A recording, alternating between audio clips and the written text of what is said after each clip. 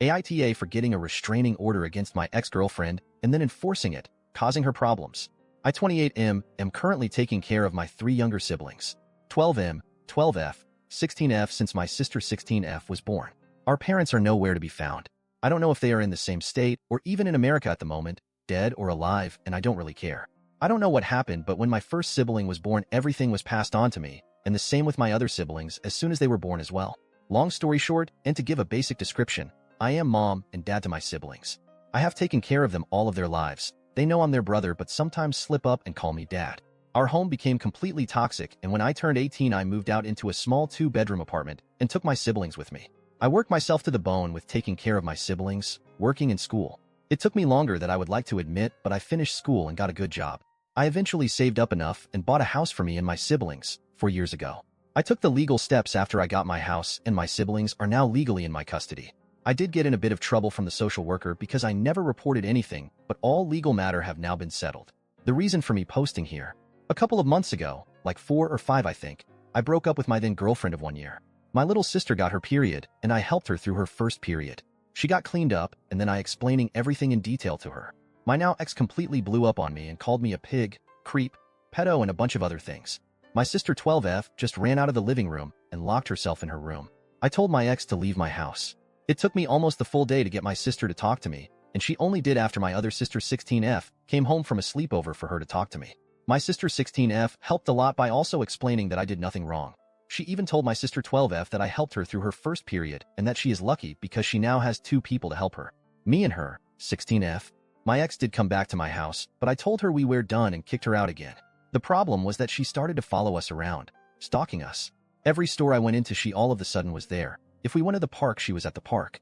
I did block her and made sure that she was blocked on all of my siblings' phones as well, but we did start to receive phone calls and messages from other numbers that was clearly her trying to excuse her actions with a sob story.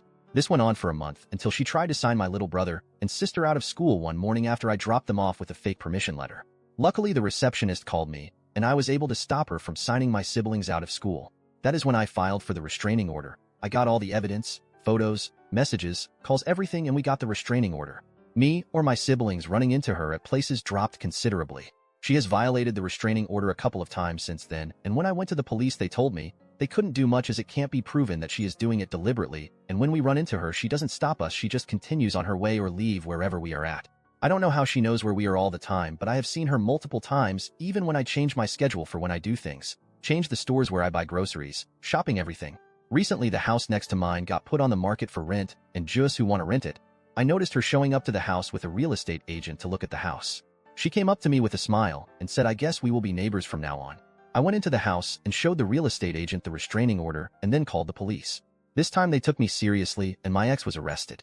My ex lost the house as the company is refusing her business, and the agent has given a statement to the police that my ex has asked specifically to rent the house next to mine. My ex was arrested but not imprisoned and only had to pay a fine.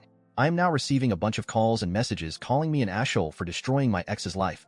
She is being evicted from her apartment, same rental company. She might lose her job as she can't find a place to stay within her budget, and possibly has to move back in with her parents living in a different state. Her own sister and friends are refusing to help her.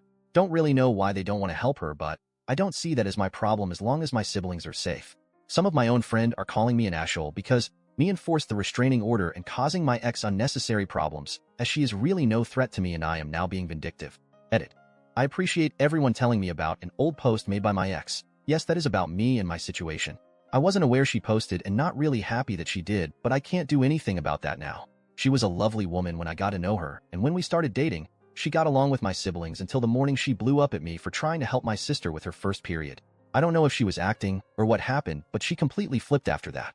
I also now know why her sister and some of her friends are refusing to help her out.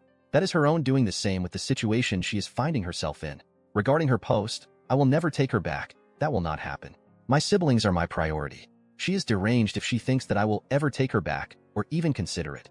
Regarding some of my friends that are saying I'm taking things too far and being vindictive, I didn't mention it in my post and didn't really want to make it a gender issue, but the friends who are saying I'm going too far being vindictive and that she is no real threat are also women.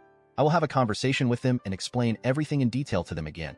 If they still don't agree with my actions, I will cut them off. The only reason I'm giving this chance to them is because they have helped a lot with my siblings, especially my sisters when I came to advice.